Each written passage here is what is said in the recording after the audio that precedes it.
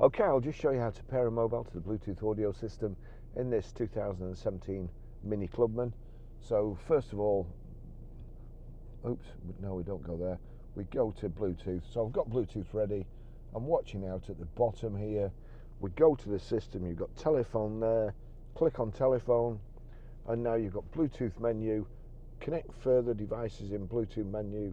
Searching for connected Bluetooth devices. Yeah, there's John's phone's connected in the office, but Bluetooth menu, and then you come up onto default add new device. Click add new device. We're looking for MINI 06321. It's already come up. Click on that. Now watching out.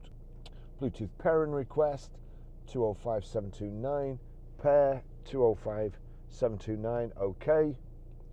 Allow contacts and favourites to sync. Allow, and very shortly that will be connected. Yep, it's connected. Now you'll notice that when I've paired the phone, there's a ticking telephone and there's a ticking Bluetooth audio.